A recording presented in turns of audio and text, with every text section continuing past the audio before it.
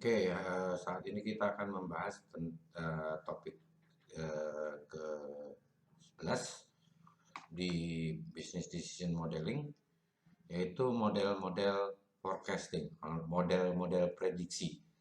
Bukan model peramalan ya, coba nanti gunakan perakiraan kalau bahasa Indonesia yang digunakan, model-model perakiraan, bukan model peramalan. Berbeda. Kalau peramalan nanti kita masuk ke ini dunia magic nanti ya, meramal sesuatu.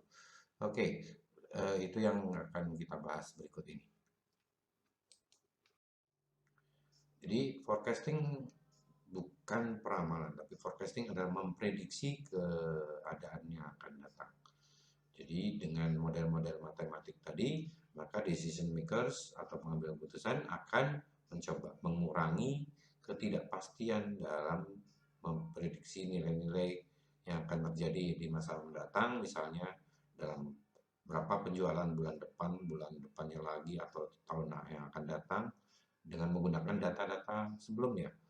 Termasuk juga misalnya mau menentukan berapa sih return dari suatu investment di masa mendatang dengan menggunakan data-data sebelumnya. Nah, itulah salah satu beberapa manfaat dari penggunaan forecasting atau model-model forecasting. Nah, langkah-langkah dalam membuat forecasting adalah satu, tentukan dulu tujuan dari forecastnya. Tujuannya forecast kita tentukan, kemudian identifikasi item-item yang akan di forecast, apakah jumlah penjualan atau kapan repeat order dan lain-lain, itu mungkin akan bisa dikira forecast. Tentukan jangka waktu forecastnya, kemudian pilih model-model forecastnya, kumpulkan datanya, validasi modelnya, kemudian yang terakhir buatlah forecast dan cobalah kita implementasi hasil dari forecast tersebut. Jadi 7 langkah ini saya ulang lagi: tentukan tujuan dari forecastnya dan identifikasi item yang akan di forecast, jadi hal-hal yang akan di forecast, tentukan jangka waktunya, pilih model forecastnya, mungkin perlu satu model atau dua model, kumpulkan datanya, validasi modelnya, kemudian buatlah forecast serta implementasi hasilnya. Jadi yang penting adalah di sini adalah Anda harus tahu apa itu yang akan di forecast. Kalau tidak tahu yang akan di forecast ya repot. Jadi objektif forecast, tentukan itemnya, time horizonnya, pilih model forecastnya, kumpulkan data berikutnya, baru validasi model, baru buat forecastnya dan implementasi hasilnya. Ini yang harus dilakukan. Selanjutnya, jenis-jenis dari forecast ada beberapa jenis, yaitu mulai kualitatif, subjektif. Metodenya berdasarkan intuisi dan pengalaman dari orang. Jadi ingat, pengalaman dan intuisi. Jadi ini bisakah dipelajari? Bisa, namanya juga subjektif, tergantung dari pengalaman orang tersebut dan pengalaman dan intuisi dari orang tersebut. Kemudian dengan menggunakan basis waktu, time series data, berdasarkan data history, misalnya data-data penjualan sebelumnya, dengan asumsi bahwa data masa lalu akan memprediksi yang akan datang. Kemudian causal model, ya model sebab akibat. Jika kalau Anda mungkin pernah mendengar regresi dan lain-lain, itu adalah termasuk dari causal model. Data yang dengan basis data di mana sebab dan akibatnya itu, hubungan sebab dan akibat itu antara variabel. Jadi kita dapat bentuk modelnya, misalnya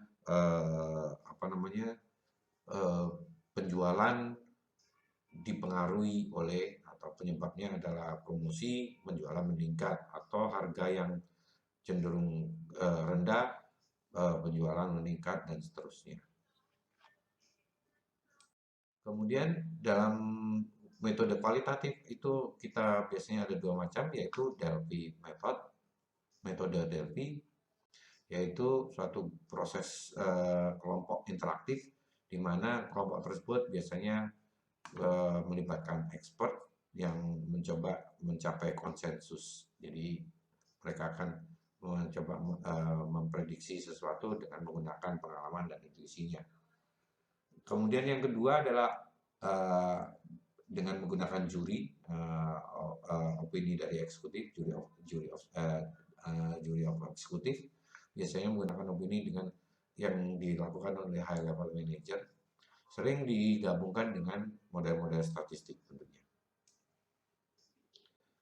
Ini adalah model kualitatif. Kemudian kita lihat yang berikutnya, sales force composite.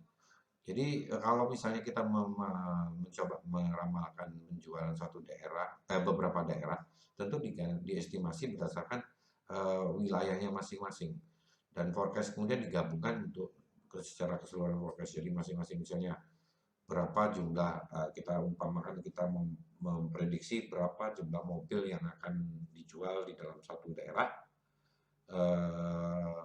misalnya di daerah Jabodetabek saja misalnya, tentunya daerah Bekasi akan lain, Bogor akan lain, kemudian Jakarta akan lain, Jakarta Selatan dengan Jakarta Utara akan lain. Nah, semua masing-masing membuat forecast berdasarkan estimasi dari penjual, estimasi penjualan dari penjual masing-masing wilayah, kemudian seluruhnya digabungkan menjadi satu, menjadi overall forecast. Atau kita bisa menggunakan qualitative forecasting method dengan menggunakan customer market survey, di mana purchase plan yang akan dibuat di masa mendatang itu dihasilkan dari customer.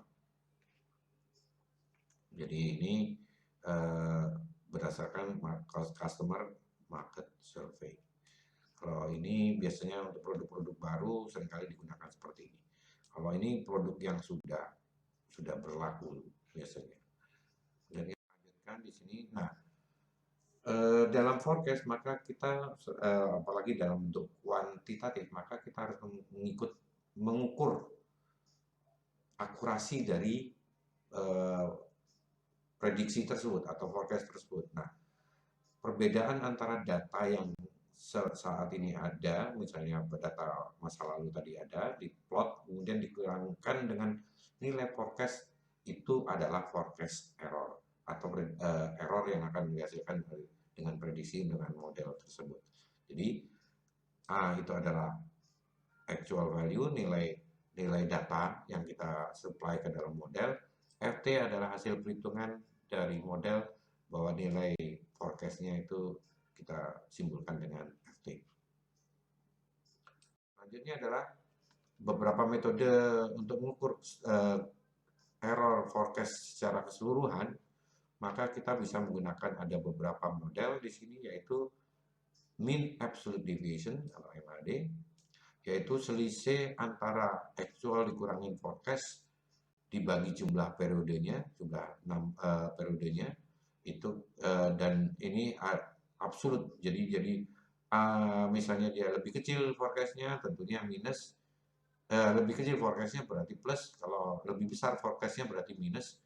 Dan itu di angka absolutkan, kita jumlahkan, kemudian kita bagi dengan jumlah periode. Hampir sama dengan rata-rata ininya. Tapi rata-rata harga absolut. Kemudian ada satu lagi, yaitu mean square error. Kata tadi di kita harga mutlakan, di sini kita kuadratkan. Jadi jumlah dari A actual data dikurangin forecast pada periode T dipangkatkan 2 dibagi T. Jadi ini berbedanya, kalau di sini absolut ya, kalau di sini adalah bentuknya ini. Jadi ini absolut ya, harga mutlak. Kalau di dalam Excel fungsinya absolut ABS ya. Kalau di sini pangkat, jadi pangkat 2 ya. Ini kalau di dalam Excel nantinya. Kemudian kita, jadi di MAPE ini kita akan banyak sekali gunakan untuk lebih presisi sekali dari ininya. Errornya akan ketahuan lebih mendekati kenyataan. Nah, kemudian dalam forecasting kita bisa menggunakan time series forecasting, yaitu di mana data nilai-nilai yang dicatat secara teratur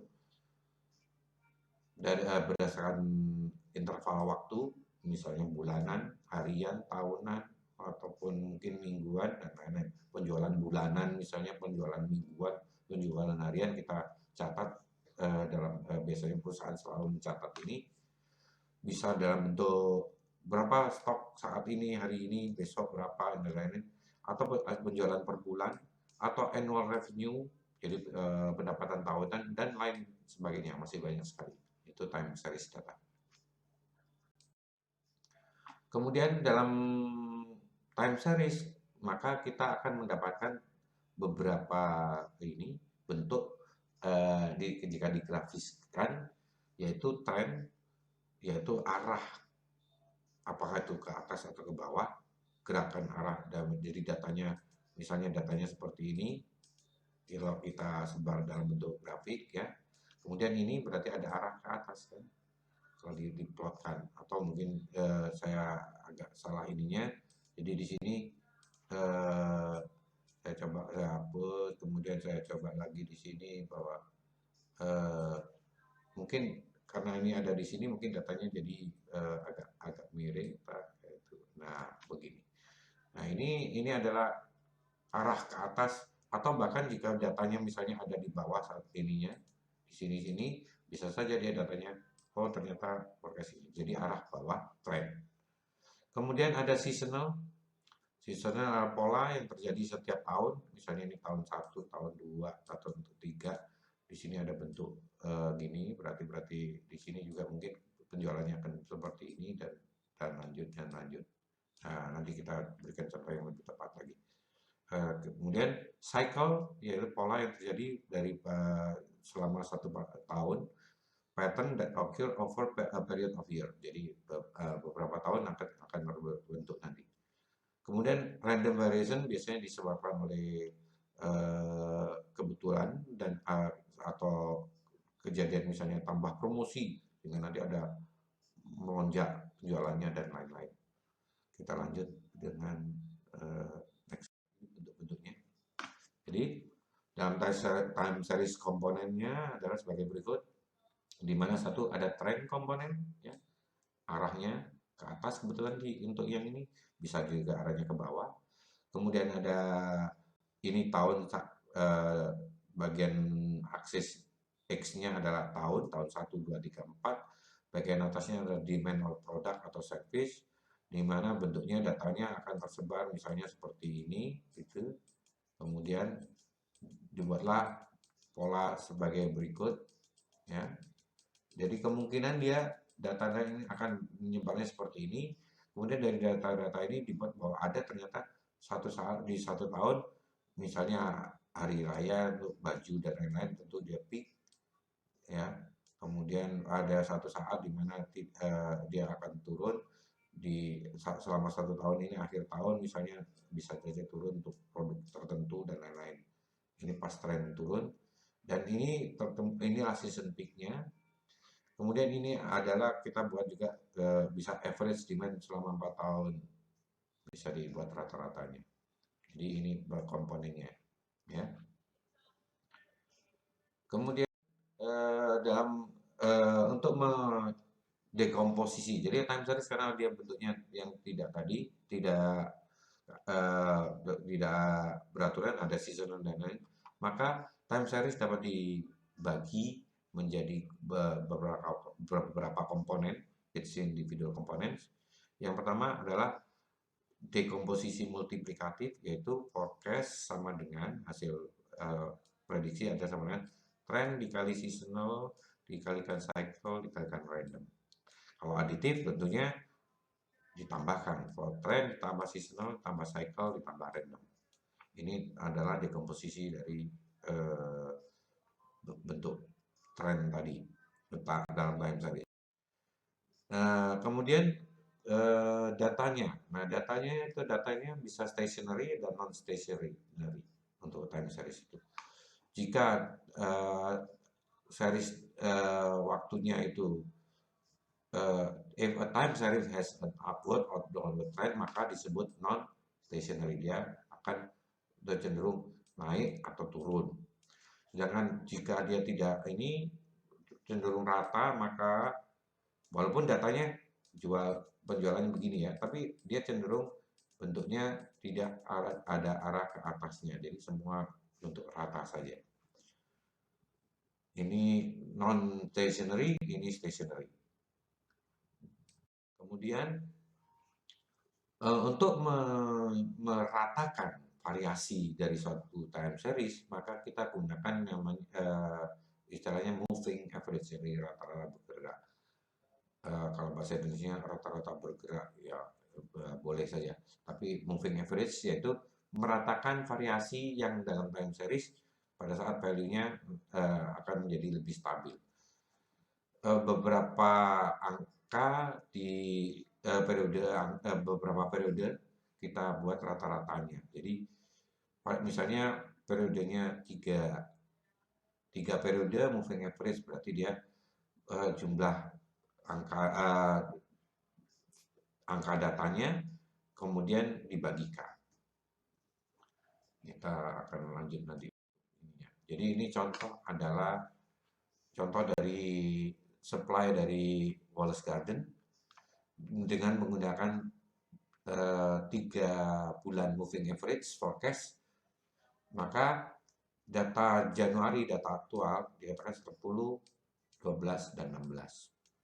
Maka untuk moving average dari ini ini dijumlahkan 10 tambah 12 tambah 16, di sini 10 ditambah 12 tambah 16 dibagi 3. Sehingga kita peroleh dia menjadi 12,67. Jadi ini yang kita gunakan sebagai 3 bulan moving average. Pertama, yang kedua tentunya dia ambilnya adalah 12. Jadi ini kalau dilihat bahwa ini 12, kemudian ini 16, baru yang berikutnya yang 13. Itu. Oke. Kayaknya agak belok-belok, jadi saya hapus dulu ini supaya nggak terlalu belok-belok. Ini saya hapus dulu biar jelas. Kemudian ini jadi di sini kita lihat bahwa saya ganti warnanya supaya berbeda. Saya ganti hijau. Jadi untuk yang 12 ini berarti 12 Februari ya. Kemudian 16, kemudian 13 yang April ya. Baru dibagi karena 3 buah data 3. Kalau moving average-nya 5 ya 5. 1 2 3 4 5 sampai Mei. Kemudian dibagi menjadi 5 di sininya. Oke. Nah, kita coba menggunakan modul Excel untuk membuat ini agar lebih mudah. Tentunya Excelnya Anda sudah punya Excel modul dari CD-ROM atau langsung ambil dari Pearson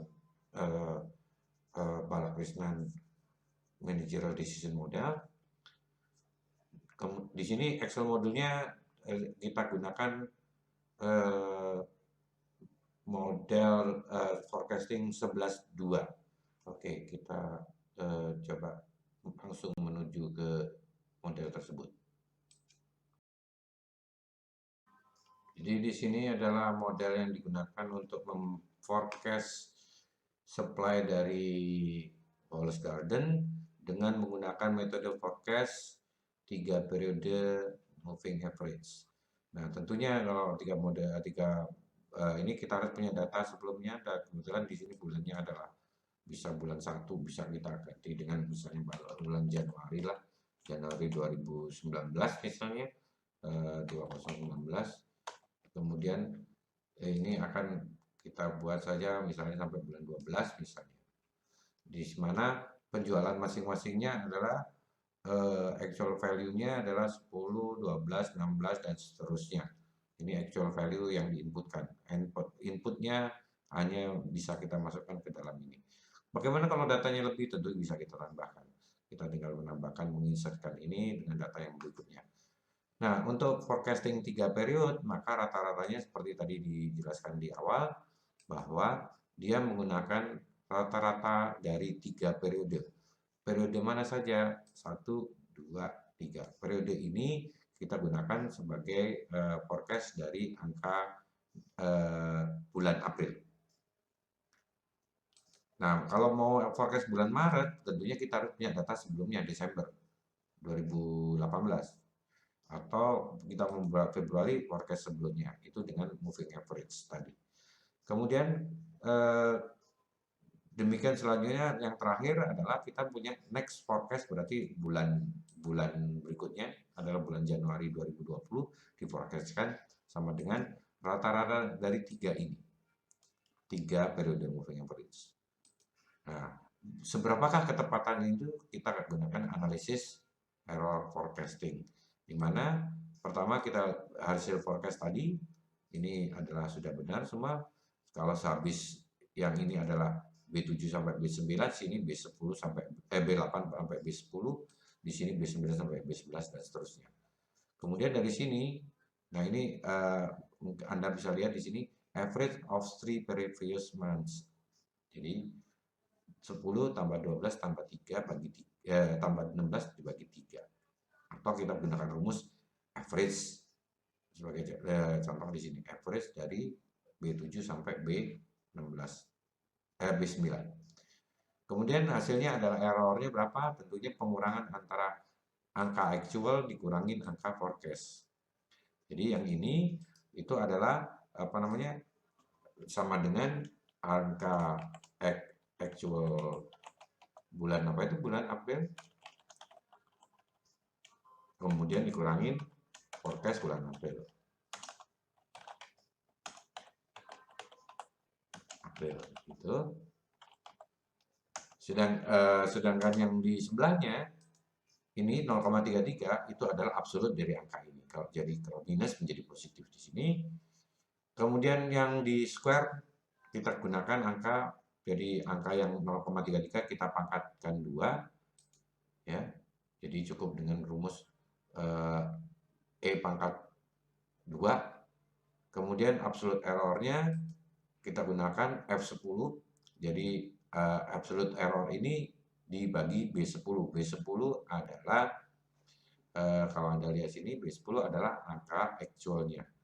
Kemudian dijadikan persen langsung. Jadi ini adalah analisis error. Analisis error pertama. Kita lihat dengan MAD, mean absolute deviation, selisih absolut dari rata-rata. Diperolehlah dia 2,0. Kemudian square error berarti dipangkatkan 2 menjadi 6,74. Kemudian kita absolute error adalah 10,6%. Artinya bahwa tingkat kepercayaan kita pada data ini adalah sekitar 80,39%. 89,39%. Jadi itu karena sama dengan 100%, ya kan? 1 dikurangin ini, sama dengan 1 dikurangin dari absolut ini, sehingga kita dapatkan 89,9% tingkat kepercayaan kita terhadap nilai forecast ini. Ini forecast next period. Untuk next periodnya tentu kita gunakan next period yang ini, tergantung dari ini ya. Next period berikutnya, next period 1, next period 2, atau kita sebut aja ini adalah Januari. Kalau mau dikasih tanggalnya, sini Januari 2020. Kemudian salah, 20 Januari 2020. Kemudian di sini adalah tentunya Februari, kita tinggal tarik saja ini Februarinya, ganti bulan ya, fill with Monday. Oke, 1 Februari saudara. Jadi di sini adalah sama dengan 3 angka kan, average dari 1, 2 ditambah ini. Enter. Jadi akan kita peramalan bulan berikutnya adalah next period 1 bulan, next period 1, yang ini next period 2. Boleh dikatakan seperti itu. Jadi ini, jadi kita peroleh ini. Nah, dalam bentuk grafis maka akan bentuknya seperti ini. Saya kecilkan dulu sedikit supaya kelihatan. Bagian bawah adalah waktu. Kebetulan ini adalah 1, 2, 3 sampai 12. Yang ke sini adalah 1 sampai ini, kita bisa ganti dengan supaya bulan, kita ganti ininya, format aksesnya kita ganti dengan aksesnya itu adalah bulan.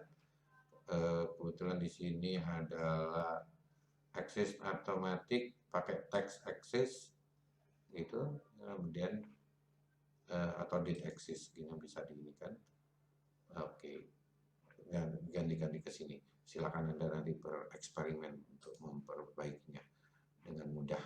Memperbaiki tinggal ini grafisnya bisa saja Anda dari sini langsung dibuatkan grafiknya. Oke, kita lanjut ke berikutnya. Selanjutnya kita akan membahas bagaimana kalau kita menggunakan moving average tapi kita kasih bobot. Jadi moving average kita kasih bobot, tentunya data yang lebih baru itu bobotnya lebih besar daripada data yang lebih lama. Jadi moving average di mana beberapa periode data kemudian kita bobot mana yang lebih cocok.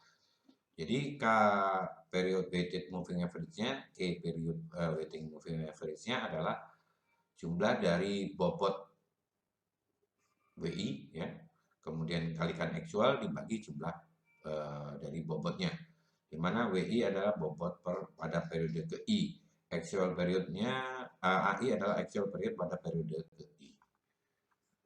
Jadi di sini kita mengumpamakan sebagai ini, bahwa bulan lalu bobotnya 3, bulan kedua 2 bulan yang lalu lebih kecil 2, dan bobot yang bulan ketiga 3 bulan yang lalu 1. Ini kita tentukan terlebih dahulu, kemudian kita masukkan ke dalam ini, sehingga dalam tabelnya kita lihat di sini bahwa angka yang sama dengan yang contoh sebelumnya, 1 kali 10 karena dia 10 3 bulan yang lalu dari April, kemudian 2 kali 12, 3 kali 16 dibagi 1 tambah 2 tambah 3, 6.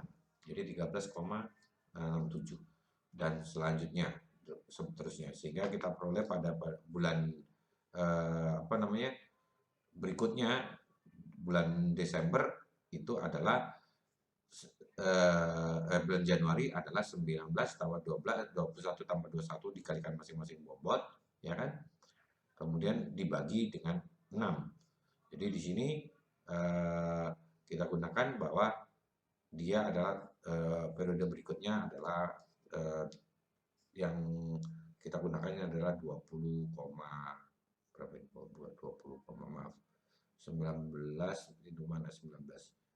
19 ini periode untuk Oktober, November, Desember, di sini belum ada, jadi dia pakai 1 kali 19 ditambah 2 kali 21 ditambah 3 kali 19 akan diperoleh angka tertentu. Kita coba lihat ke bentuknya adalah ke Excel 11.3. Oke. Baiklah. Ini adalah contoh untuk file Excel yang digunakan untuk menghitung forecast dengan 3 periode dan diberikan bobot, di mana bobotnya pertama kita tentukan adalah bobotnya tadi. Yang pertama adalah ini 3, yang paling akhir adalah 1, kemudian ini 2, ini 3 ya. Oh, ini optimal weight, sorry. Nah, ini salah di sini. Berarti kita masuk ke sini dulu. Saya kembalikan lagi ini. Saya di 11.3B.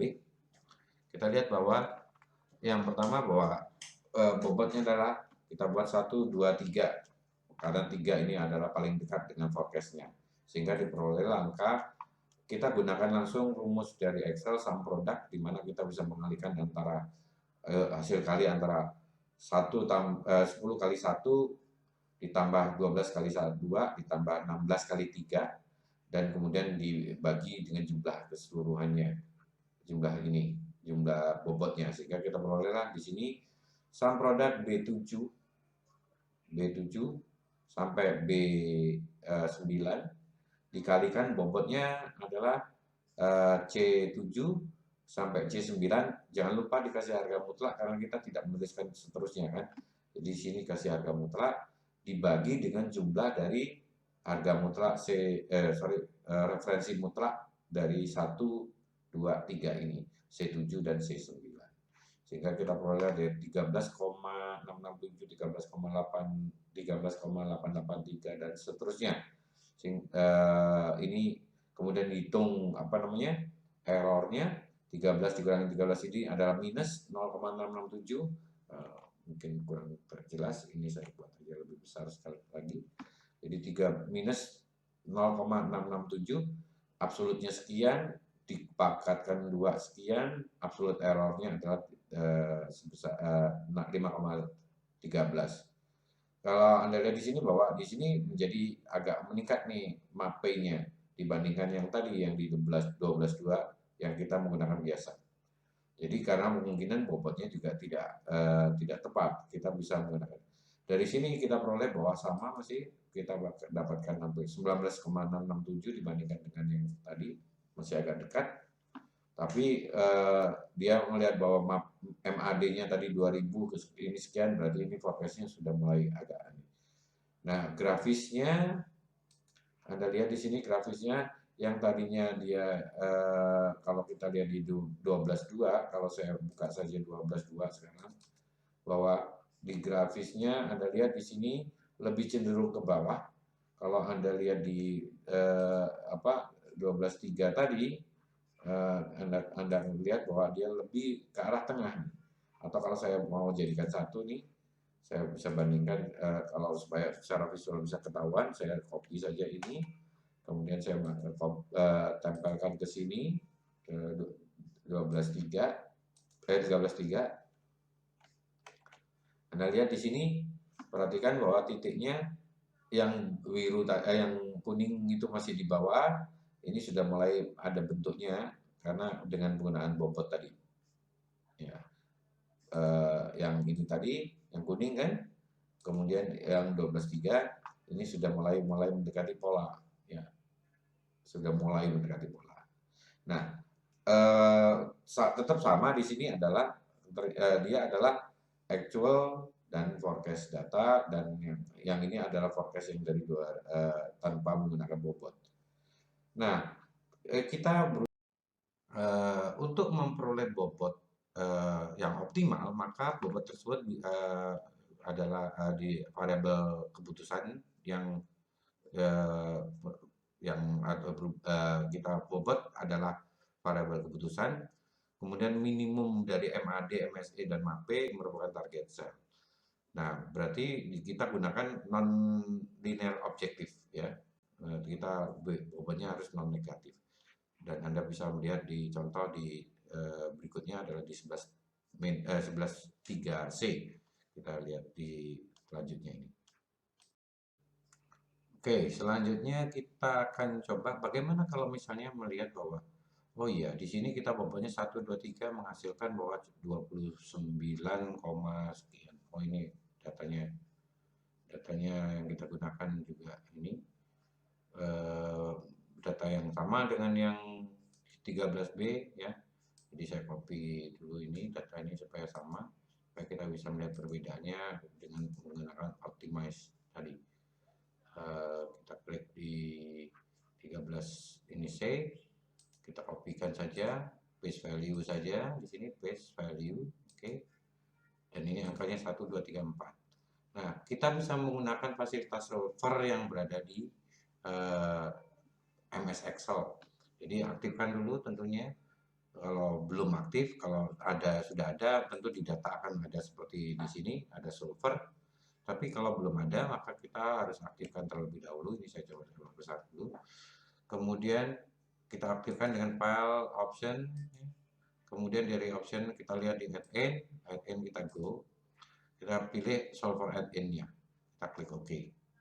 Sehingga dia akan menambahkan menu di tab data adalah menu solver. Di menu solver berarti kita gunakan di sini, kita mau mencoba bahwa berapa sih sebetulnya bobotnya sebenarnya kalau di ini kan supaya dia optimum. Maka caranya adalah dengan klik solver, kemudian kita set bahwa objektifnya dari ini adalah pertama bahwa set objektifnya bahwa I19 di sini itu menjadi minimum sekecil-kecilnya ya. Kemudian mana yang dirubah? Yang boleh dirubah adalah C7 sampai C9. Di sini by changing cell C7 kasih absolute reference $C$7 sampai dengan $C$4 ya. Kemudian dengan cara cukup klik di sini, di blok di sini, kemudian kita tekan di keyboard tombol F4 ya. Anda bisa melihat di situ. Oke. Kemudian dari semua ini kemudian kita lihat bahwa dengan batasan constraint-nya adalah bahwa jumlah weights-nya di sini adalah 1, sehingga C22 adalah sama dengan 1. Oke. Kita pilih metodenya adalah GRG non-linear, kemudian kita solve. Dia otomatis akan menghitung, nggak usah disimpan sensitivity, kalau perlu nanti Anda bisa ini kan klikkan, kalau tidak ini langsung kita oke saja, sehingga diperolehlah bahwa dia memiliki ini 10,57 optimumnya dengan bobot masing-masing. Bulan ketiga itu 0,22, bulan ke ini 0,5, ini 0,18 dengan jumlah 1. Di mana next periodnya akan lebih ini, dan kalau Anda lihat di sini MAD-nya juga lebih kecil daripada kita menggunakan yang ada di 12.2, di mana MAD-nya adalah 2000, di sini 10,61, menghasilkan yang angka yang lebih baik lagi di 11.3 dengan optimize ini, yaitu next periodnya adalah 20,18 dengan tingkat percayaan yang lebih tinggi. Kalau Anda lihat di sini sama dengan 1 dikurangin ini, yang seperti yang kita lakukan tadi, sama dengan 1 dikurangin persentase MAPE, hasilnya adalah 89,43 dibandingkan dengan yang kita peroleh di 12.2, yaitu sama dengan 1 dikurangin ini adalah 89,39, jadi lebih tinggi sedikit, walaupun sedikit ada pengaruh yang besar sekali simpangan tertentu. Jadi caranya hanya dengan cara yaitu tadi data, solve, dan seterusnya. Kalaupun nanti ada perubahan data di sini, misalnya kalau ternyata bulan pertama itu 11 datanya kita salah menulis. Oke. Setelah Anda melihat 11, Anda harus lakukan lagi data solver lagi supaya dia menjadi lebih tepat lagi. Di sini berubah, oke, menjadi seperti ini dengan tingkat percayaan yang lebih tinggi lagi. Gitu ya. Dengan hasil forecast periode berikutnya adalah 20,158. Oke. Untuk selanjutnya adalah dengan menggunakan perataan eksponensial. Jadi adalah metode smoothing lainnya, di mana tidak membutuhkan data yang sangat banyak, ekstensif pas data, jadi cukup datanya ini. Kita menggunakan namanya forecast T+1 sama formula forecast T+1, forecast pada periode tertentu itu sama dengan forecast T sebelumnya ditambah alfa kali selisih antara angka actual dengan forecast pada periode itu. Jadi FTP1 adalah forecast periode forecastnya, dan FT ini forecast periode daripada T, alfa adalah bobot smoothing konstan, dan AT adalah actual pada periode T. Nah, di sini kita kembali menggunakan supply Garden Wallace Garden dengan menggunakan exponential smoothing, di mana dengan asumsi bahwa nilai perataannya untuk bulan pertama adalah alfa 0,1 juga dan juga alfa 0,9. Di sini kita coba nilai bulan pertama, karena kita nggak punya data sebelumnya, kita diasumsikan sama karena alfanya 0,1 dan ini alfanya 0,9. Nilai ininya tidak di forecast karena tidak perlu ya. Nah, bulan Februari baru 10 yang ini tadi ditambah 0,1 kali 10 dikurangin angka 10 ini. Berarti di sini tetap 10 ya. Berikutnya ini 10 ditambah 0,1 kali 12 min 10. Karena asumsinya di sini 10 kan. Sehingga kita memperolehkan peroleh di sini 10,2 dan seterusnya. Untuk ini kita lihat ke modul berikutnya adalah sebagai berikut. Nah, untuk exponential smoothing, forecast dengan exponential smoothing, kita menggunakan data yang sama dengan data yang ada di Wallace Garden Supply. Dan di sini kita lihat bahwa data dimasukkan dan kita memasukkan satu variabel lagi yaitu alpha, yaitu nilai dari smoothing constant. Kemudian untuk forecastnya adalah tentunya kita yang berangka pertamanya tentu dengan asam bulan pertama adalah tetap 10 ya. Kemudian bulan berikutnya akan kita coba forecast berdasarkan smoothing alpha tadi, yaitu dengan menggunakan bahwa dia adalah D7 berarti di sini nilai 10 ini tadi ditambah B20 itu adalah alpha ya kan, dikalikan dengan B7 dikurangin D7, B7 dikurangin D7 selisihnya sehingga kita peroleh tetap 10. Yang berikutnya adalah sama D8 jadi dari 10 ini kali 12 dikurangi 10 sehingga kita dapatkan 10,2, 0,1 kali itu tadi.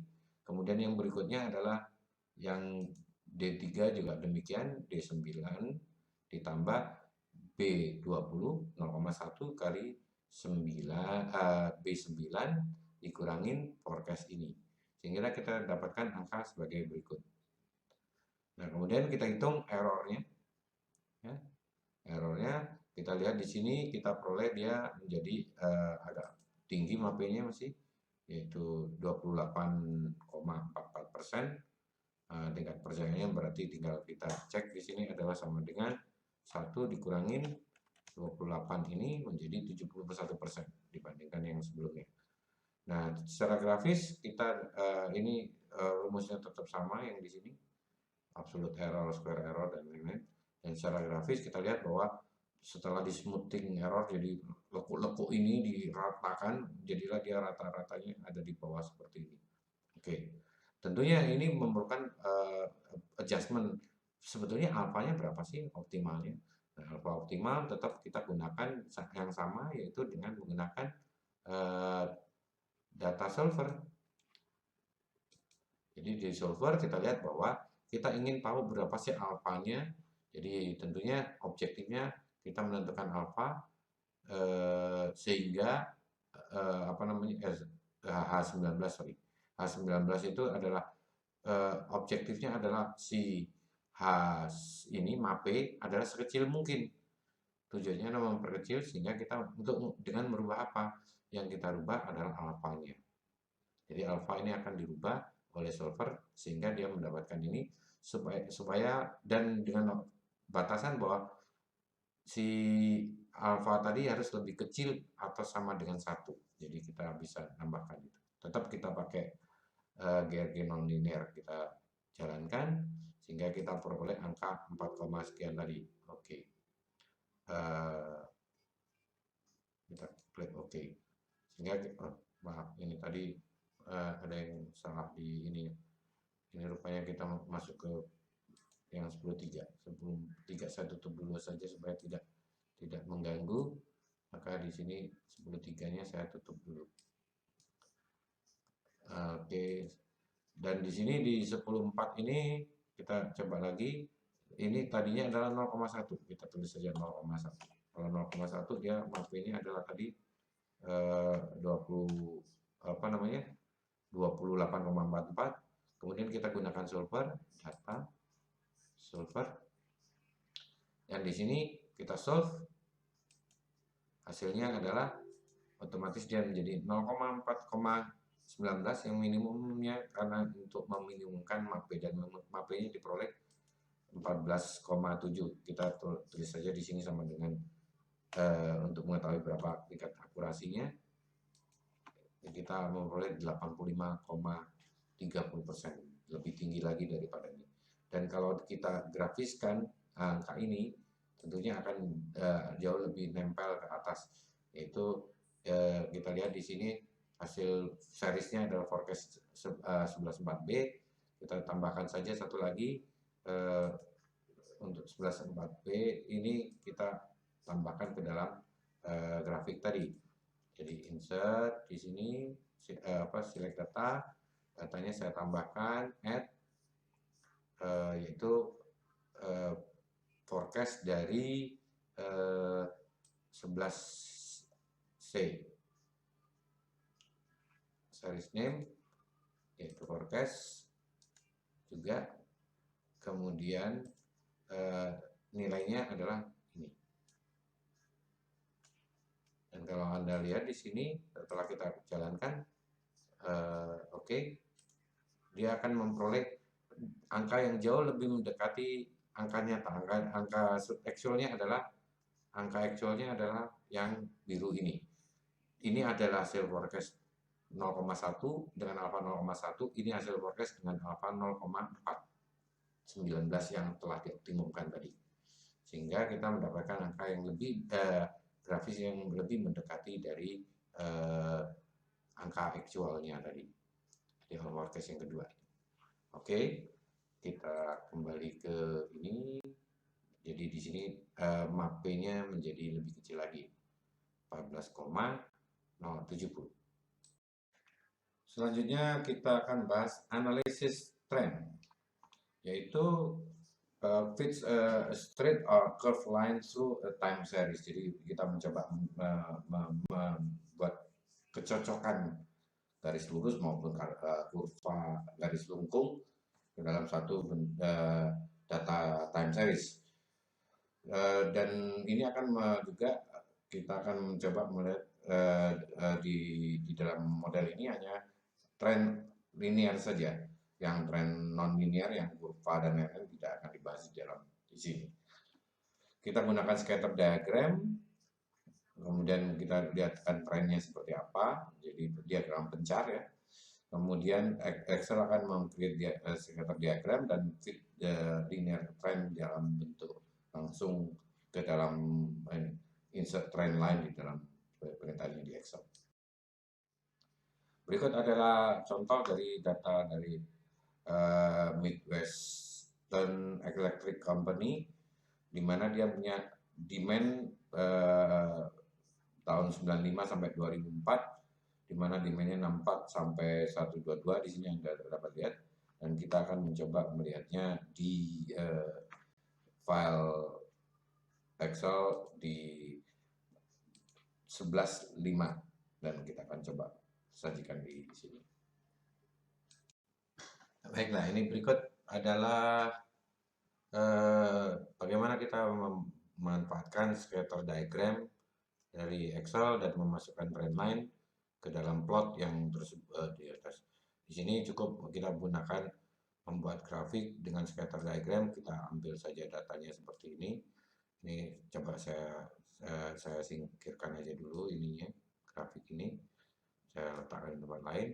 Jadi cukup Anda pilih datanya, kemudian insert, di sini insert scatter diagram, ya titik, maka akan Anda sudah dapatkan ini. Tinggal judulnya diganti, ya judulnya diganti, cukup dengan mengganti judulnya. Di sini Midwest demand pada tahun berapa sampai berapa bisa Anda tulis. Midwest electric demand tahun berapa itu? 195 sampai 2004. Kemudian Anda sudah dapatkan di sini trend line. Trend line ini scatter diagramnya. Kemudian kita mau, kalau ini tidak mau, tinggal merubah-rubah berapa sumbu dan lain-lainnya. Tapi ini sebelumnya kita ingin mengetahui, kita masukkanlah trend line. Cukup dengan klik di tadi itu, maaf ini tadi, kita klik di sini, kemudian insert trend, add trend line. Klik kanan, ingat ya, pilih datanya dulu, pilih datanya dulu, klik kanan, add trend line. Sehingga Anda bisa punya pilihan apakah bentuknya, kalau kecocokannya nanti bisa kita lihat dengan apa namanya, eh, berapa yang kita ingin setting display R dan R kuadratnya dan equationnya, nanti kita bisa cek. Tapi di sini kita coba dengan linear terlebih dahulu. Linear, kemudian kita bisa display berapa, eh, eh, persamaannya seperti apa, dan R-nya berapa. Lihat di sini R kuadratnya cukup tinggi, 0,985, kira-kira sudah cukup mewakili. Tapi kita masih bisa juga kita menggantinya dengan tren yang lain, yaitu misalnya dianggap eksponensial, lebih tinggi lagi mungkin di sini linear tadi. Kalau dia bentuknya polinomial, ya bisa saja. Tapi di sini kita bahas yang linear saja. Tapi Anda bisa nih lihat bahwa saya tambahkan dia lebih mendekati lagi. Persamaannya menjadi panjang sekali. Anda lihat di sini dengan R yang sangat tinggi sekali, hampir mendekati 1. Nah, ini cara membuat trend line.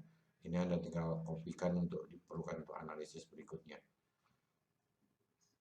Kita kembalikan lagi dia ke yang linear ya. Cukup klik linear sehingga Anda memperoleh bahwa persamaan regresinya dan R kuadratnya 0,925, sangat tinggi sekali kalau menurut statistiknya. Oke. Seperti yang Anda lihat tadi bahwa dia menggunakan persamaan regresi Y dugaan sama dengan beta 0 atau konstanta, di mana jika X-nya sama dengan 0 maka nilai Y-nya adalah sama dengan beta 0, ditambah B1 kali X berapa? X1, 2, 3, 4, ini tergantung independent value, yaitu waktu, forecast average dependent value Y-nya, B0 adalah intercept, titik potong di sumbu Y, dan B1 adalah titik potong di garis apa namanya, di slope dari garis tersebut.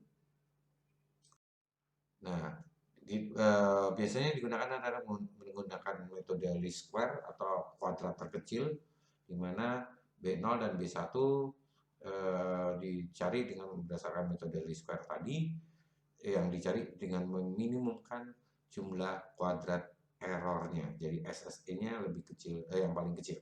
Jadi error dari Y dugaan, Y angka sebenarnya dengan Y dugaan. Jadi ini kalau penjelasannya adalah least square error method dengan best fitting line, di mana titik-titik yang bintang ini adalah titik-titik data asli. Kemudian dengan trend line tadi diperolehlah data bentuk garis lurus yang terletak di garis lurus ini. Jadi ini adalah forecast value, titik-titik yang berada di garis. Ini adalah titik sebenarnya. Ada selisih. Ini error 1, ini error 2, error 3, error 4, dan seterusnya. Dan kemudian ini digunakan, ini adalah variabel independen, yaitu X-nya. Ini variabel dependent, yaitu Y-nya. Itu ya. Dan ini dijumlahkan, dicari yang terkecil nantinya. Sehingga ini semua bisa least square line dengan Excel ini bisa menggunakan Excel, di mana kita menggunakan regression analysis to pack juga bisa, juga dengan cara yang tadi saya jelaskan dengan cara insert trend line. Kalau dengan regression maka kita coba akan jelaskan sebagai berikut. Oke, mari kita lihat dengan menggunakan data yang sama dengan 11.5 tadi, actual years-nya untuk Midwest Electric. Sebagai berikut, kita tambahkan satu kolom merupakan periode 1, 2, sampai 10. Kemudian kita hitung forecast-nya berdasarkan ini. Kita cari dulu sebelumnya forecast, sebelum nyari forecast ini kita cari dulu intercept-nya berapa dan slope-nya apa. Dan kebetulan di Excel sudah ada rumus intercept sama dengan B7 ya. Di sini B7 sampai B16, dengan X-nya adalah di ini adalah Y-nya, X-nya adalah di C7 sampai C16. Sehingga kalau kita tuliskan intercept dalam kurung, ya, kalau Anda lihat di sini intercept dalam kurung B7 sampai B16, sehingga akan diperoleh angka 51, sekian.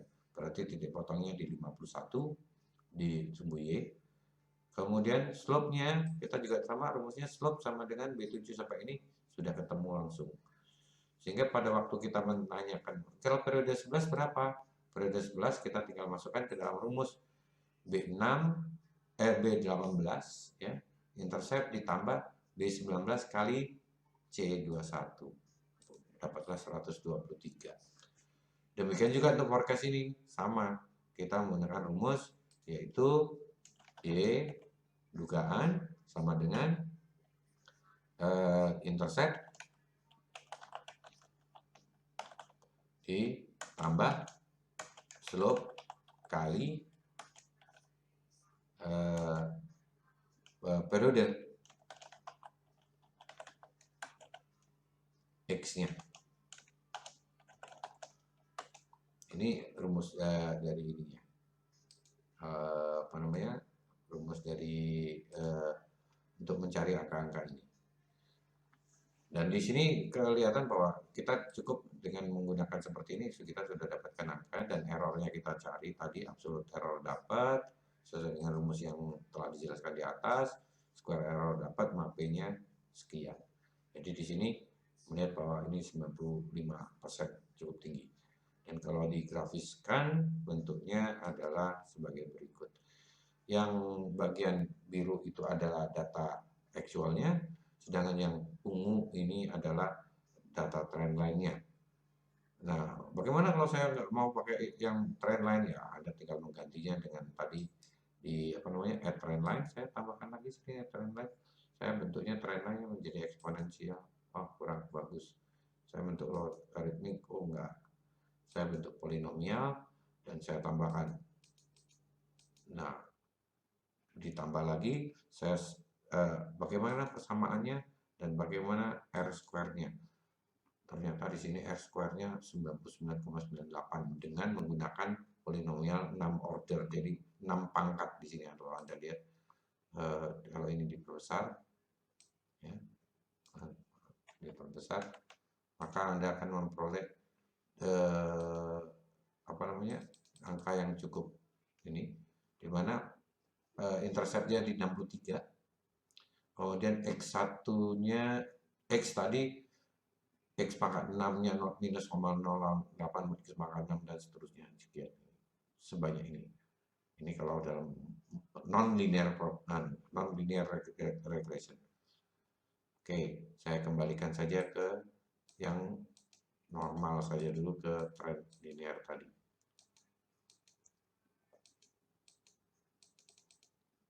Oke, selesai. Jadi itu yang bisa diperoleh.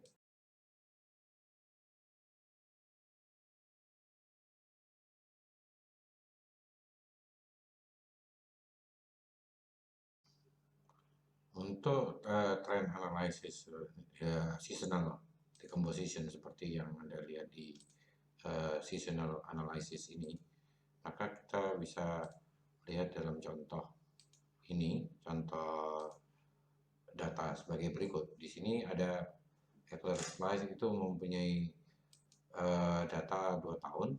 Saya ganti saja di sini Januari 2012 misalnya. Kemudian di sini akan kita klik aja 2 kali sehingga dia langsung menjadi data yang benar, data tahun pertama, data tahun kedua. Nah, untuk menghitung seasonal index, maka yang perlu kita lakukan adalah data ini kita rata-rata dulu, kita taruh di average demand, yaitu average dari C3 sampai C26.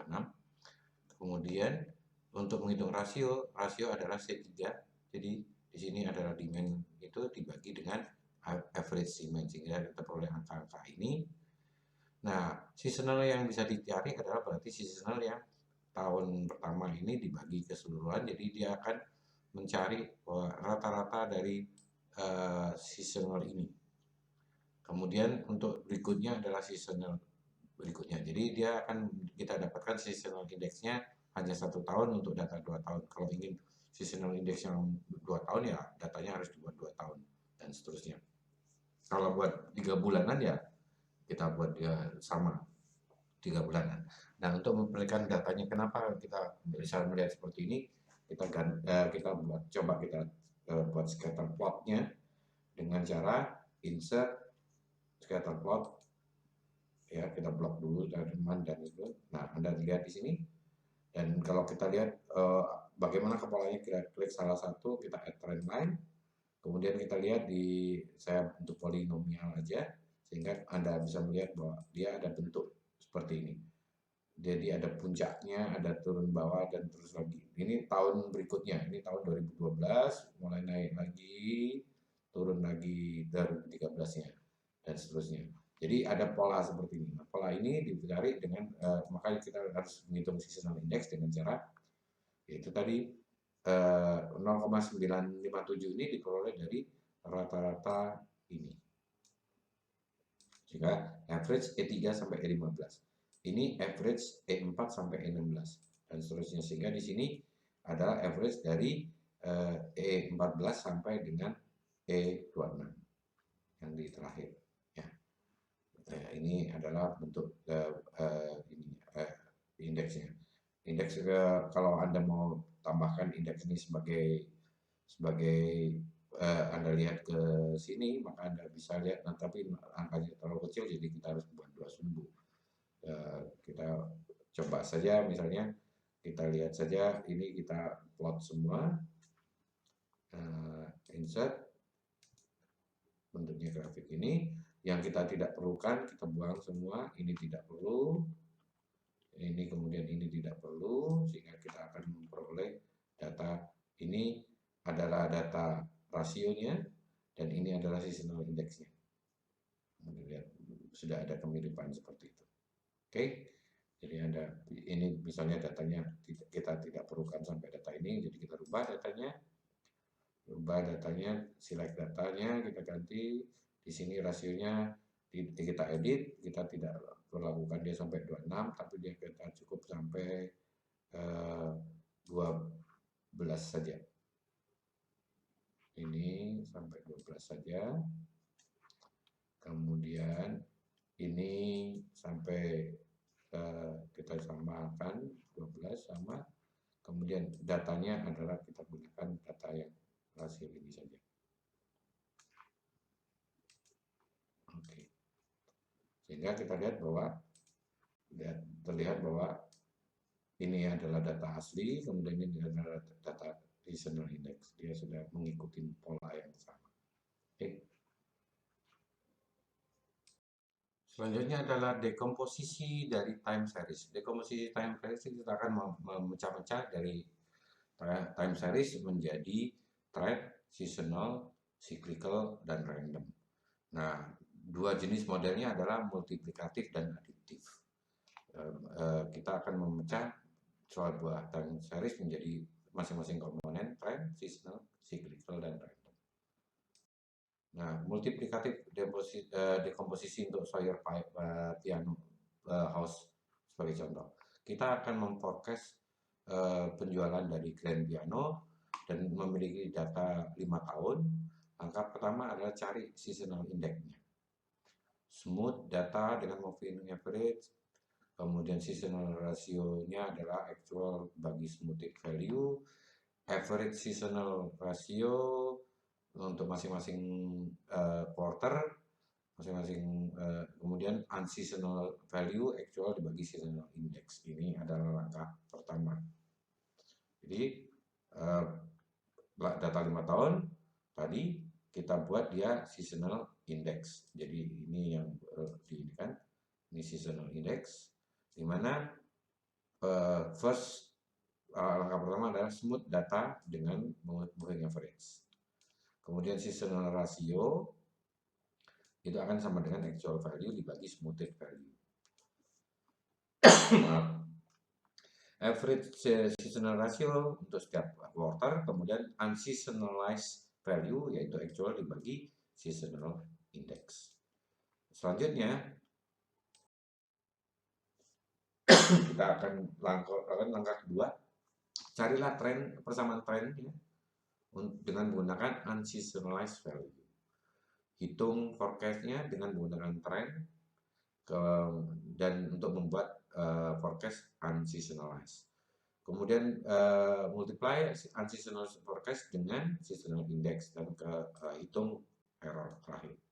Jadi itu akan kita lakukan sebagai berikut.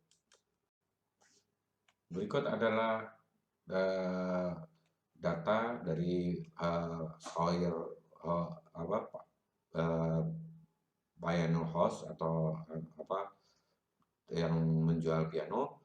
Kita akan memforecast dengan multiplicative decomposition, terdiri dari 4 season ya, dan ini datanya dimasukkan dalam bentuk quarter. Jadi quarter 1 terjual 4, quarter 2, quarter triwulan ya, kemudian sampai quarter 20. Jadi selama 5 tahun, tapi kita bagi jadi quarter.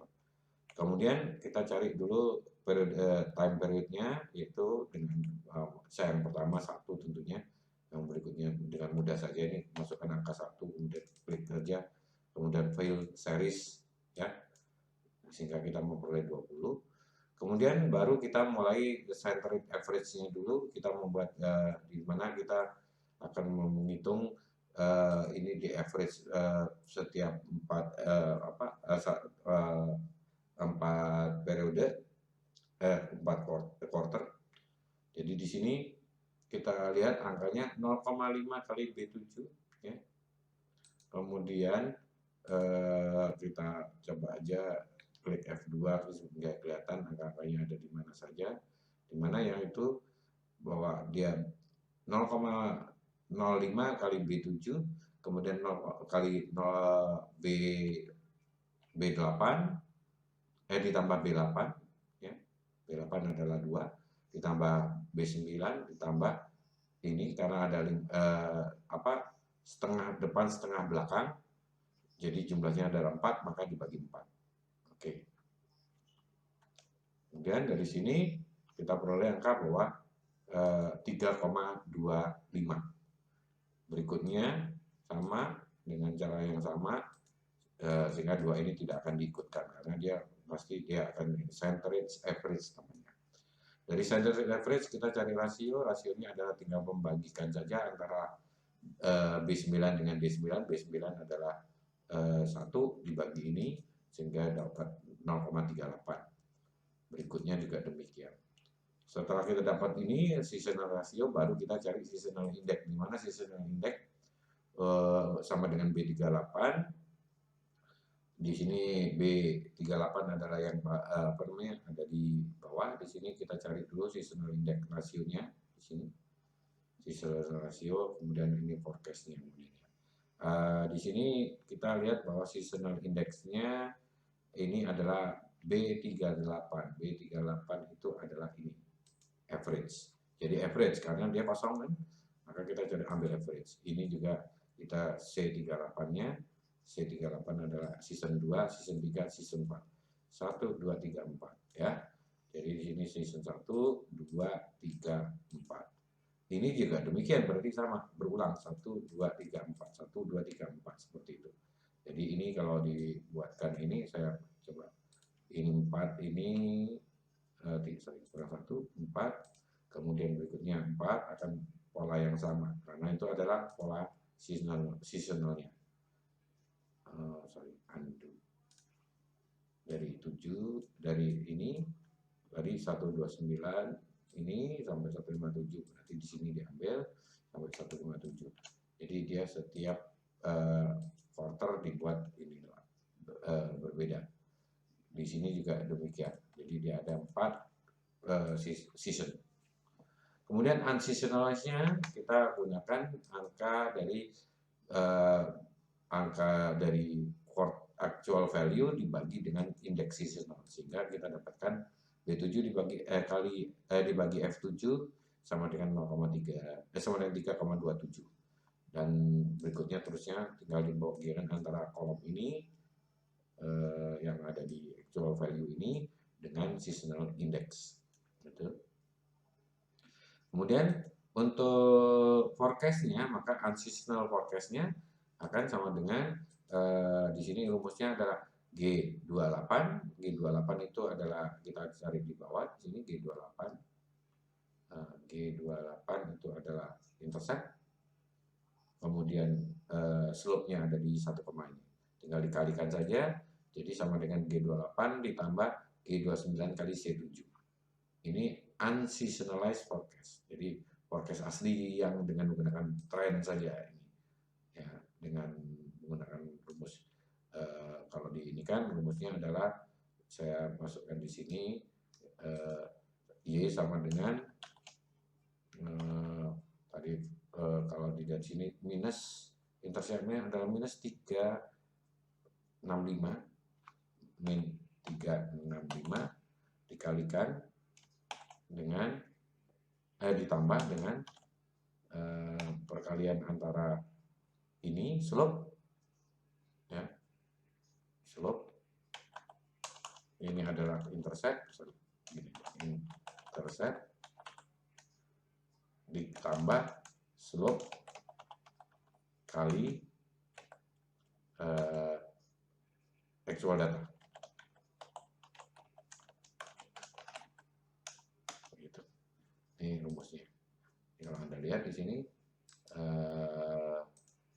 bahwa dia adalah rumusnya adalah sebagai berikut. Ya. Kemudian untuk seasonal forecast tentunya berbeda dengan cara yaitu H7 dikalikan F7. Jadi indeks seasonnya dikalikan dengan forecastnya. Jadi adalah ini kali ini. Kalau ada trace, Anda bisa trace ini dari mana rumusnya. Tinggal ini trace presiden. Jadi angka itu. Ya. Kalau ini presidennya saya rumus oke. Kemudian errornya adalah sama dengan angka ini actual dikurangin dengan forecast sehingga kita mendapatkan error sekian dan selanjutnya berikutnya ya. Nah, absolute error sama dengan yang sebelum-sebelumnya adalah tinggal absolut dari angka di sebelah ini dan ini kuadrat, ini adalah percentage. Sehingga kita mendapatkan MAP sebesar 23,74. Nah, ini cara menghitung season rasionya tentunya tadi ini adalah dari E11. Anda lihat di sini E11 adalah E11 itu adalah kuartal 5 ya, 5 6 7. E11 season 1 adalah yang pertama ini season 1, season 2 ini cuma membalik urutan aja 0,3, 01 dan berikutnya urutannya begini ya. Nah, kalau untuk mengetahui ini dari mana juga sama trace precedent aja Anda bisa ini harus salah satu ini trace precedent. Jadi berasal dari mana? Untuk mempermudah Anda mencari, oh ini rumusnya dari mana? Itu seperti itu. Ini rumusnya dari mana? Anda bisa lihat trace precedent. Oh ini sebelah dari itu. Maaf, jadi Anda lihat di sini bahwa si ini sudah kita peroleh bahwa kita dapatkan kita tinggal remove arrow sudah selesai. Sedangkan untuk forecast future, nah, jadi kita ambil dari sini. Periodenya periode berapa? Periode 20 kan sini dengan 21, 22, 23. Kemudian unseasonalnya tinggal ikutkan rumusnya ini, rumusnya slope tadi, ya, intercept ditambah slope kali G29 itu adalah ini di sini Anda bisa lihat tinggal sama dengan tadi. Oh ini berasal dari angka itu. Jadi periodenya 21, jadi 21 dikalikan slope 1,023 dikurangin 0,356, temulah 221. Seasonal indexnya kita ambil seasonal index pertama 1,29 sehingga kita memperoleh forecast yang seasonalized-nya adalah 26. Ini 22, 23 tinggal dikalikan dengan ini. Itu forecast, hasil forecastnya. Jadi dari hasil data ini, kalau data ini diganti, tentu dia otomatis akan berhenti. Contoh, saya berubah angkanya, ternyata bukan 4, 5 ternyata misalnya. Maka calculate jangan lupa, dia akan berubah. Lihat, perhatikan di sini menjadi seperti ini. Dan seasonalnya yang pertama juga akan berubah. Ya, kita tekan undo. Kita lanjut ke, nah yang terakhir ini yang dalam topik kali ini adalah model sebab akibat, causal forecasting model. Yang kita gunakan adalah ada dependent variable yang merupakan dasar dari independent variable. Jadi dependent variable, variable bebasnya apa saja, kemudian akan ini yang kalau kita di sini berdasarkan independent variable. Contoh yang dilakukan di sini, kita gunakan multiple regression, ya, sederhana atau simple regression, tergantung. Jadi regresi sederhana atau regresi berganda. Nah, di dalam contoh kita akan mencoba forecast penjualan swimwear, pakaian renang, berdasarkan selling price, competitor price, temperatur, weather school, in season, dan advertising. Ini adalah dependent variable-nya. Independent variable-nya ada 1, 2, 3, 4, 5, 6 dengan variabel Y-nya 1. Ingat, pengukurannya harus bentuk interval, jadi harus continuous scale. Pelajaran statistik untuk memperhatikan untuk lebih jelasnya. Nah, dalam causal simple regression model, kita akan prediksi penjualan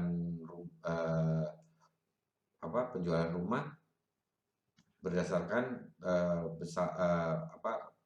square footage, jadi berapa luasannya. Kita mempunyai 12 rumah yang telah dijual sebelumnya.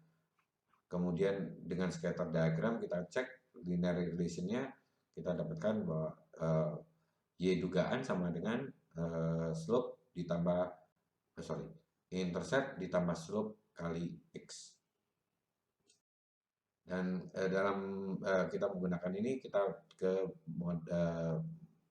model 11.9 yang akan saya jelaskan berikut ini.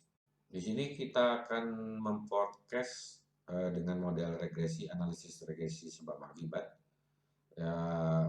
berapa penjualan, harga jual rumah, price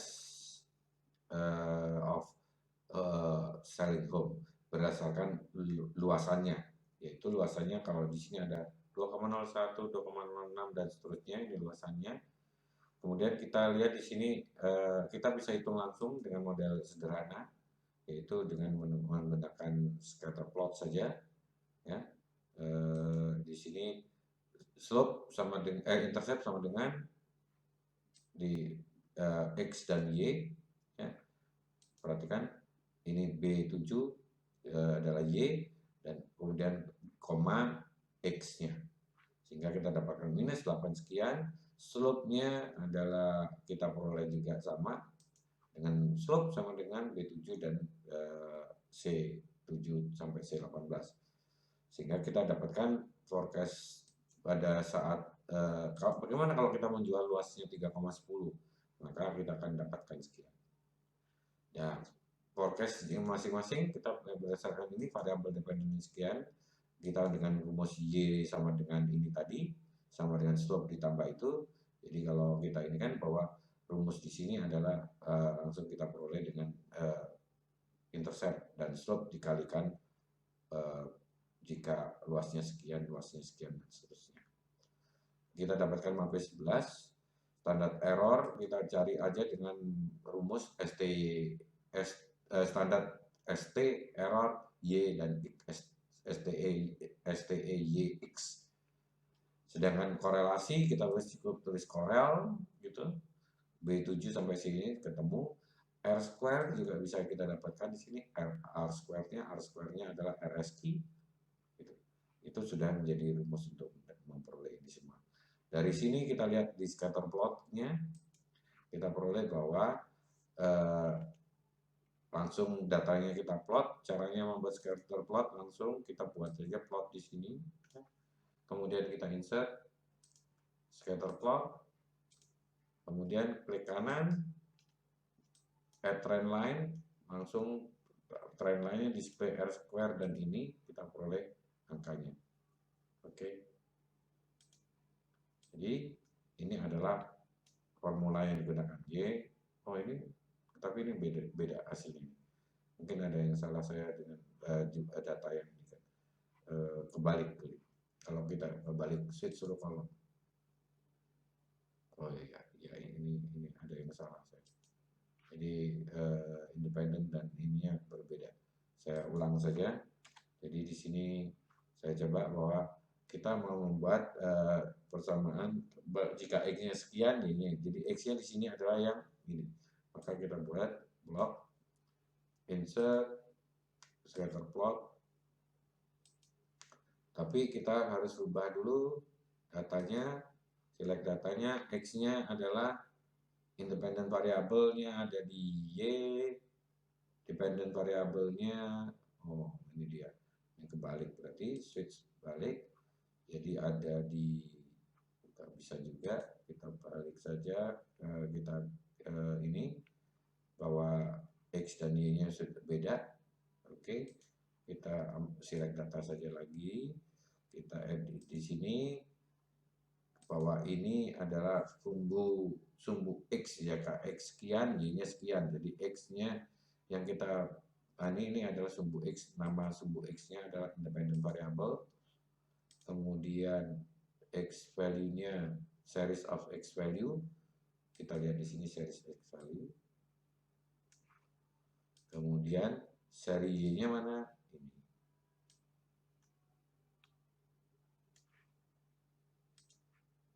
Oke. Ini berarti tidak perlu lagi. Kita remove. Nah. Oke. Sehingga kita dapatkan angka seperti ini. Kemudian kita add trend line. Jangan lupa add trend linear. Kemudian di sini display equation dan ini.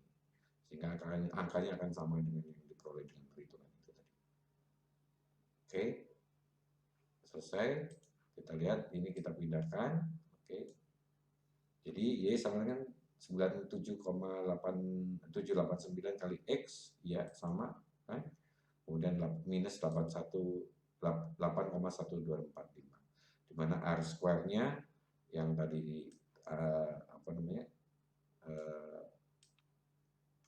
R square-nya ada di bawah di sini, R square-nya adalah 0,493. Anda bisa lihat di sini correlation sudah dihitung juga. Jadi scatter plot ini diperoleh dengan cara tadi itu, independent variable of X. Tinggal Anda ganti saya judulnya menjadi di sini adalah regression line.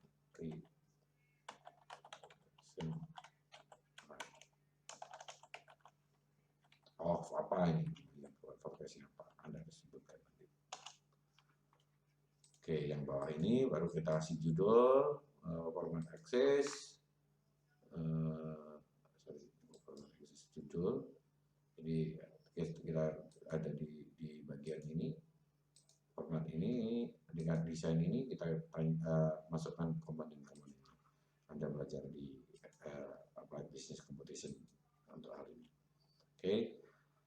Kemudian kalau error graph dan lain-lain ini diperoleh kita biasanya ngambil dari analisis regresi dengan menggunakan RN yang analisis statistik dan akan dijelaskan berikutnya. Di sini error graph dan data analisis, kemudian di sini sudah termasuk Anda dapatkan tabel mapanya. Nah, dengan menggunakan regresi tadi kita mendapatkan persamaan bahwa adalah sama dengan minus 8,125 kali ditambah 97 sekian kali besarnya rumah. Nah, untuk interpretasi slope dengan rata-rata harga rumah ini akan meningkat dengan rata-rata harga rumah akan meningkat 97 ini per eh, satu 1000 square foot. Dan untuk intercept jika harganya 0 maka rata-rata penjualannya adalah minus 8,129. Mungkin nggak penting saja karena nggak ada rumah, ngapain kita jual. Oke. Kalau rumahnya 0 meter 0 eh, eh, apa meter persegi tentunya juga tidak akan ada kenyataannya. Kemudian untuk menghitung standar error, maka standard deviation regression equation biasanya digunakan untuk mengetahui interval kepercayaan dari forecast tadi, selang kepercayaan dari si forecast tadi. Sedangkan correlation coefficient itu untuk mengukur kekuatan hubungan antara variabel X dan Y-nya, di mana R itu antara min 1 sampai dengan 1. Nah, correlation coefficient ini sangat berarti kalau dia 1 berarti sangat berhubungan sekali. Antara 0 sampai 1 itu positive correlation, kalau 0 itu berarti tidak ada hubungan, kalau minus negatif berarti berhubungan negatif. Sedangkan untuk coefficient determinasi, maka ukurannya mengukur variasi dari variabel dependent yang dapat dinyatakan dalam bentuk X yang dijelaskan oleh variabel X. Apakah rumah tersebut itu seberapakah variabel bebas tadi atau X yaitu besarnya rumah itu mempengaruhi harga. Jadi R itu antara 0 sampai 1 dan ini adalah kuadrat dari korelasi. Korelasi dikuadratkan menghasilkan koefisien determinasi. Dengan menggunakan simple linear regresi, maka untuk memforecast rata-rata harga jual dari 3.100 square foot dari home atau luasnya adalah 3.100 kaki kuadrat, kita gunakan X-nya karena per 1000 jadi 3,1, sehingga kita memperoleh modelnya seperti ini. Harganya adalah menjadi 295 karena dia per 1000 jadi kalikan 1000 jadi 295.000. Nah, kelemahan dari model forecast regresi sebab akibat adalah kita butuh menyediakan nilai independen variabelnya. Kemudian individual value dari Y akan menjadi lebih tinggi atau lebih rendah daripada rata-rata forecastnya. Model ini umumnya valid untuk X dalam satu range yang dalam range tertentu, dalam yang masih di dalam set datanya. Jadi misalnya setahun, ya setahun tambah sebulan dan 2 bulan itu masih ini. Kalau terlalu panjang menjadi tidak valid. Nah, untuk mencari berapa ini, maka mendekati interval kita mengaproksimasi dari interval confidence. Ini sangat berguna untuk menunjukkan seberapa tinggi nilai itu benar atau tidak. Maka aproksimasinya dengan Y dugaan plus minus Z alfa setengah, alfa A per 2, alfa per 2 kali standar error. Jadi untuk 95% interval maka angkanya adalah 1,96. Jadi di sini 295 plus minus sekian. Jadi harganya akan bisa dapat bahwa kemungkinan harganya antara 211 sampai dengan 378. Ini approximation dari confidence interval tadi. Jadi walaupun di sini sudah juga 295, jadi bisa saja kalau dia pas ininya rendah ya 211 atau paling tinggi 378. Itu karena interval confidence intervalnya sangat lebar sekali tadi. Nah,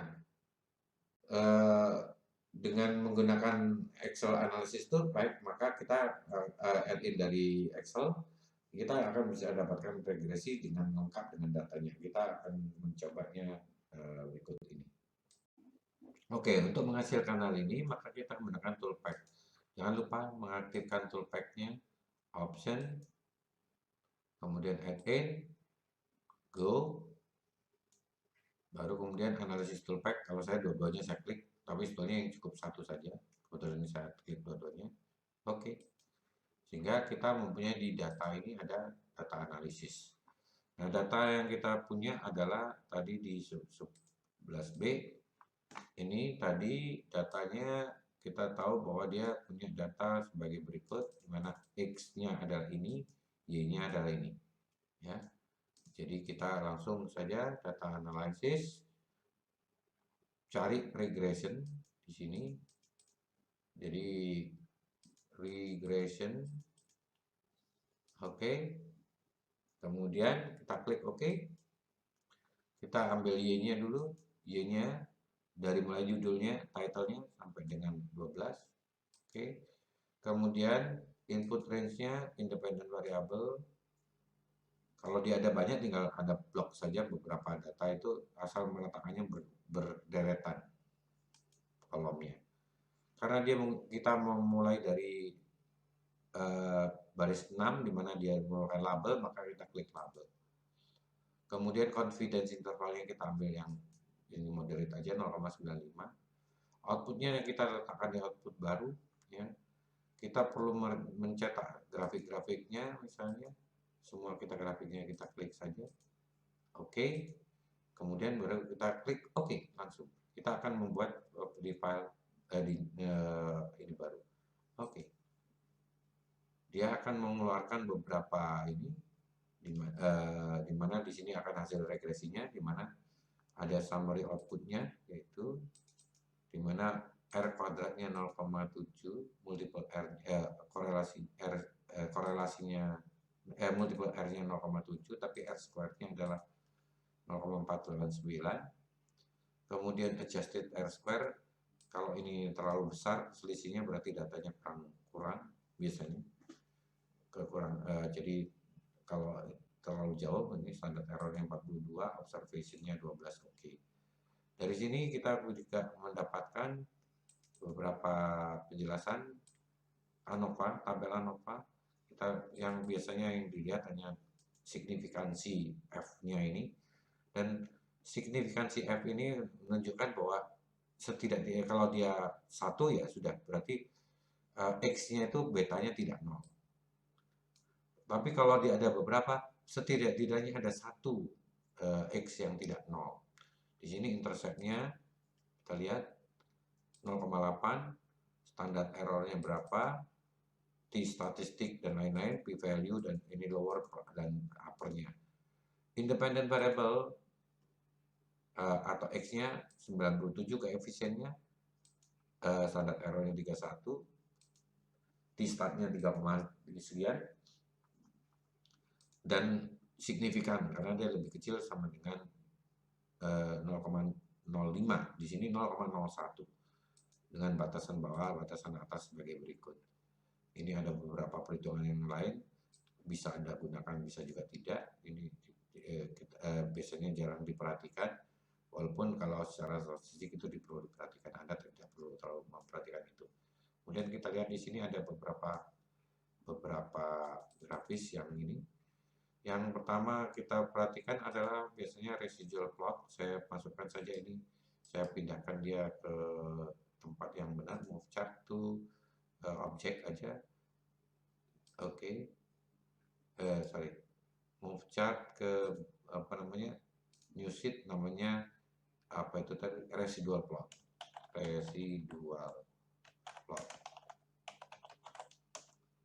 Kemudian yang satu lagi tadi, supaya mudah kita membacanya, makanya kita pindahkan move ke yang ini tadi adalah independent variable line fit plot, ya. Line fit plot. Kemudian yang berikutnya adalah yang normal probability plot, jadi kita pindahkan juga move chart ke normal probability plot.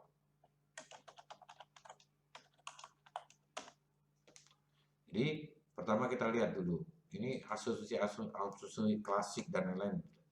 Apakah dia ada gejala bahwa dia sebarannya terlalu lebar? Kalau melihat seperti ini bahwa datanya iya, karena dia kalau saya tarik garis ya berarti ini sebetulnya melanggar asumsi klasik. Angka yang pertamanya ada di sini, angka berikutnya ke sana. Jadi kalau saya tarik garis dia kayaknya begini. Ini angka yang mendekati ini di sini. Nah, ini ada naik. Jadi semakin X-nya semakin besar, dia akan semakin membesar juga residualnya. Jadi ini kurang biasanya modelnya kita lakukan. Kemudian line fit plot, ya kalau line fit plot lihat Anda di sini bahwa memang juga kelihatan ini hampir sama dia membesar, terlihat agak membesar. Tapi ini modelnya dan memang koefisien determinasinya juga tadi cuma 0,4. Normal probability plot juga agak naik, jadi mungkin masih harus dicek dulu datanya kurang dan seterusnya. Tapi secara kalau secara statistik kita lihat bahwa dia memiliki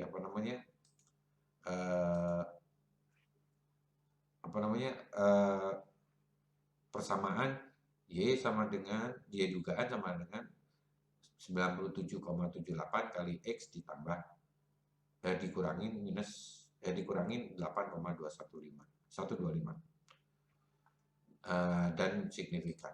Saya kira itu cukup, walaupun tingkat percayanya mungkin agak rendah kalau seperti ini, karena masih ada pelanggaran asumsi klasiknya istilahnya di situ, atau line kalau di dalam buku statistik yang linearity, inequality of variance, kemudian normality dan equal of variance ini. Jadi ini adalah menganalisis dengan model regresi yang ada ini. Kalau Anda menggunakan 2-3 variabel juga bisa. Dan kebetulan regresi di Excel ini bisa sampai 16 variabel. Jadi cukup kalau hasilnya Anda tidak perlu mencari software yang macam-macam. Anda bisa dapatkan hasil analisis. Untuk menjelaskan yang hasil tadi, maka ada uji statistical significant test, yaitu jika true value slope B1 tidak berbeda signifikan dari 0, maka Y tidak akan berubah dengan berubahnya X. Maka hipotesisnya adalah B1 sama dengan 0, jadi tidak signifikan, dan atau B1 tidak sama dengan 0, maka signifikan. Tes ini digunakan adalah tes F-test dan t-test. H0 akan ditolak jika p-value-nya lebih kecil dari alpha.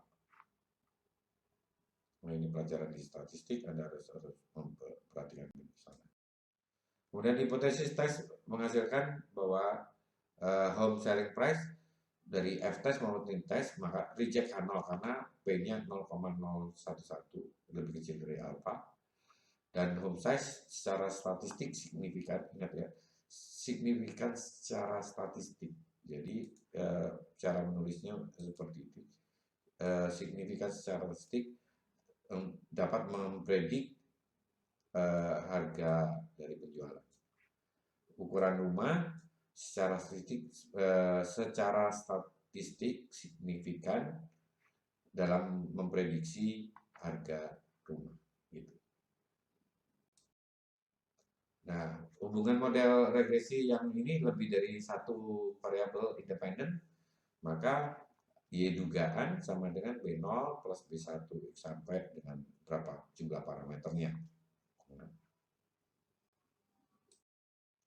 Nah, di sini kita menggunakan dua home sales data tadi. kita berapa harga ini, berapa besarnya rumah, dan berapa luasan areanya, luas tanahnya. Kita akan menjelaskan di 10-11. Jadi untuk regresi multiple sebab akibat kausal dengan menggunakan analisis Stulpek, seluruh kolom independent variable harus berurutan, tadi sudah saya jelaskan, dan di dalam analisis Stulpek harus di analisis Stulpek ini harus di turn on kan ya sudah. Kalau yang sebelumnya tadi adalah forecasting home selling dengan menggunakan satu yaitu luas rumah, ini ditambah dengan luas tanah.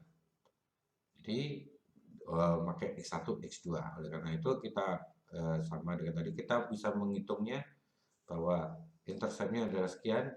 Ini slope ini kita peroleh dari perhitungan yang menggunakan modul data menggunakan head-in data analisis, yaitu pertama kita cari di sini adalah data analisis, kemudian regression, oke.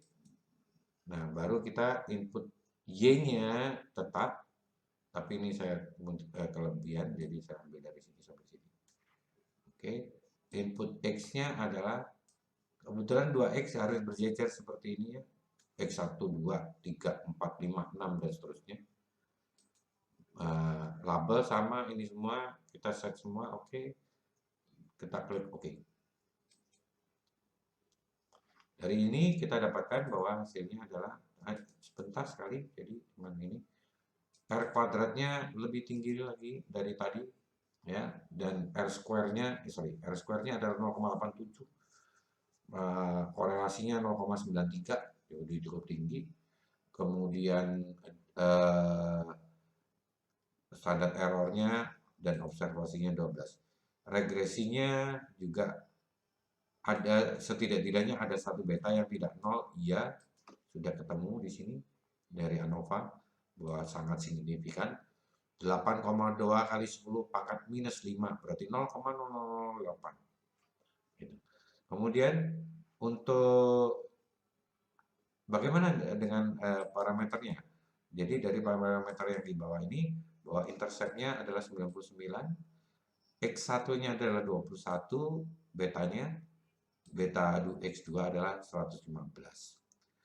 Dan melihat dari statistiknya bahwa ya luas tanah ternyata sangat signifikan luas ini, sedangkan ukuran rumah ternyata tidak signifikan 0,35, jadi tidak signifikan, tapi tetap diterima karena ini di sini adalah signifikan secara menyeluruh gitu ya.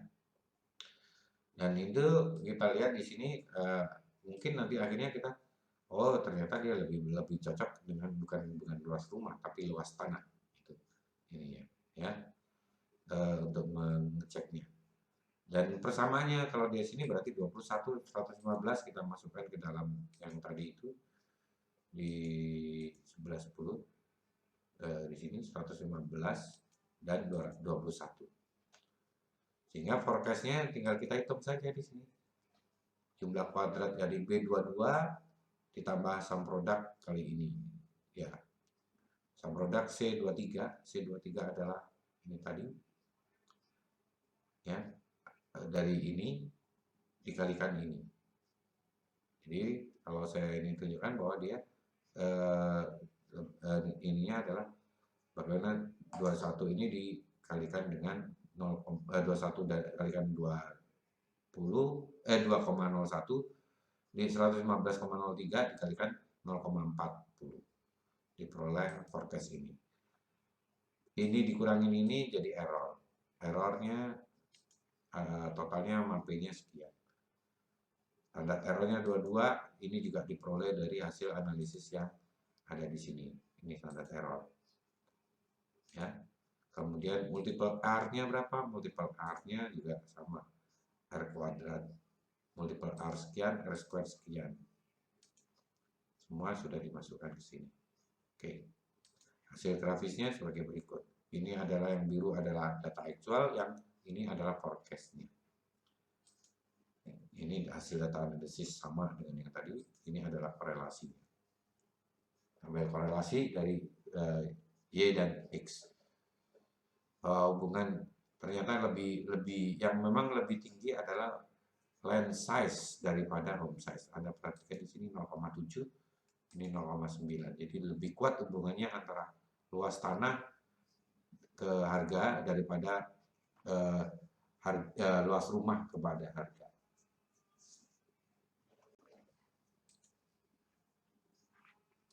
Kita lanjut ke yang.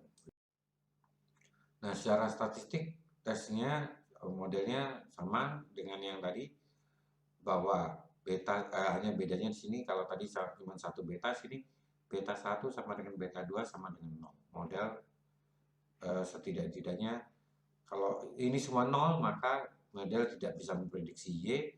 Kalau setidak-tidaknya ada satu beta maka model akan bisa memprediksi Y. Ini menggunakan F-test. Setelah tes uji signifikansi statistik untuk masing-masing variabel yang menggunakan t-test, di mana bahwa beta sama dengan 0, hipotesis 0-nya, hipotesis satunya adalah beta tidak sama dengan 0. Berarti kalau beta sama dengan 0 berarti tidak bisa X-nya tidak bisa digunakan memprediksi. Kalau tidak sama dengan 0 bisa digunakan untuk memprediksi. Jadi F-test untuk overall model signifikan bukan secara simultan, tapi model ya bisa digunakan karena ada beta yang tidak nol. Bukan berarti seluruhnya itu simultan, ya kan? Itu nanti teknik cara menerjemahkan ininya salah nanti. Jadi model bisa digunakan karena ada salah satu beta yang tidak nol. T-test adalah untuk menguji apakah land areanya signifikan, home size-nya signifikan.